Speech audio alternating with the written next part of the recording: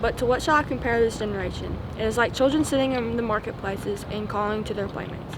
We piped to you, and you did not dance. We wailed, and you did not mourn.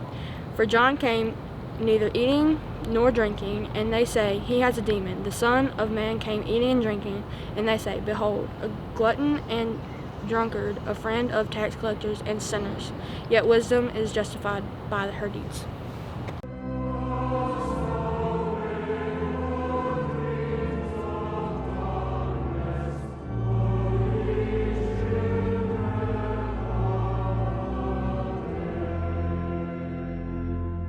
Okay, Friday, everybody. We got Friday, we got today. Today we, in the Eucharistic lectionary, the reading for the day, Jesus issues some pretty strong words to the Pharisees and others in authority. And it makes me think of a part of my life that involves coaching. I love coaching, as many of you might know. It's one of my favorite hobbies and things to do in my spare time. And so I've done it for well over a decade now. And something's interesting to me. I found that not everybody is motivated the same way. I've had people, one of my favorite human beings in the world, who came up to me and she said, Father Jeff, you're not mean enough. And to be motivated, she needed sort of to be yelled at and pushed along and goaded on and constantly pushed to her limit. And I've had others who said, Father Jeff, you're being too mean, too harsh. You're making me nervous. And so other people need to be encouraged more gently. They need to be reminded of all the good things that are going on with them. They need to be reminded of all the wonderful things. And in that, they are encouraged and they're motivated, and you get the best out of them. So some people you have to be severe with to get the best out of them. Others you have to be gentle and tender with to get the best out of them. And so that's a little bit of human nature, isn't it? So this morning, Jesus says we danced for you and played the flute, or we played the flute and you would not dance. Talking about being like children in a marketplace. We played the flute for you and you would not dance. We wailed and you would not mourn. So what he's doing here is he's comparing the Pharisees to children in a marketplace that refuse to play together. Sometimes you put a bunch of kids together, no matter what you do, they just won't get along and play together. And so that's what he's saying there. He's saying that John the Baptist came, in the wilderness, preaching repentance in sort of a mournful, harsh message. Jesus came in eating and drinking and loving everybody, a very tender and gentle and welcoming message, and they wouldn't abide by that either. And so he says some people just won't play together. No matter what you do, some people won't play together. And that's one thing I learned in my life in coaching that translates universally is, yes, some people are motivated better with sort of harsh things, yet being yelled at and constantly pushed and reminded of all the things they're not doing well. Other people are motivated and do their best when they're treated gently and tenderly and reminded of all the things that are good about them. And then there's other people that no matter what I do, you can't motivate them because they don't want to be on the soccer pitch. Somebody is forcing them to be there and they don't want to be there. And so that's what Jesus says. It doesn't matter what I do.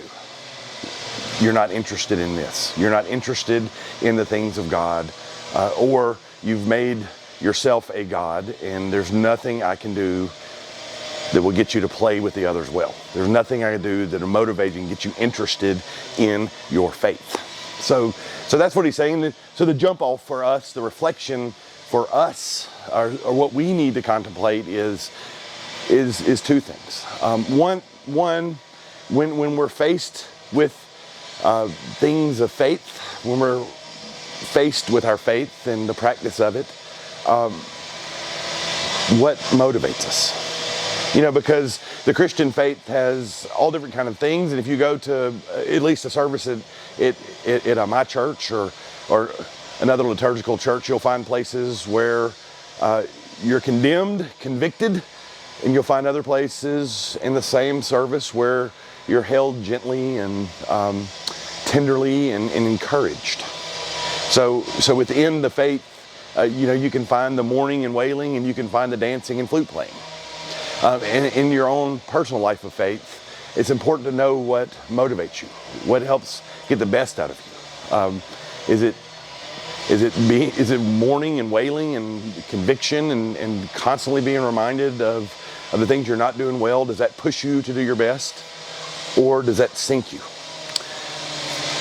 Is being reminded of all the ways you're wonderful and beautiful and great and terrific and loved and forgiven, does that do more to motivate you? It's important to understand that, how you're motivated in your life and faith, how you're motivated toward holiness. I know how I am. I don't go too much for the I wouldn't say don't go too much, but the truth, knowing the truth, being able to hold on to the truth and letting that guide me is the best motivation I have. Always knowing that I'm doing what's right or wrong. That's what's most motivating for me, is to be constantly surrounded and enveloped with that.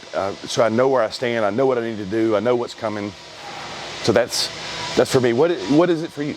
And then also, the final thing, there are times when nothing works in my spiritual life. There are times when I'm like one of the children that won't play with other people. And it's important to recognize that too, that when things get really wonky, topsy-turvy, or whatever word you want to use, that maybe it's not the faith that I'm being presented with. Maybe it's me refusing to dance with the flute or mourn and wail. And so sometimes that's the problem. Sometimes it's not a lack of motivation or figuring out what motivates me. Sometimes it's just I'm not interested. And so that's another important thing to recognize is when I'm not in what's going on. If I'm being like one of those stubborn children that refuses to play with other children, it's time for some serious soul searching. So that's our thoughts for this Friday. Be kind to one another, be good to one another, love one another, reach out to one another, forgive one another, and forgive yourselves. God bless you all. In the name of the Father, the Son, and the Holy Spirit. Amen.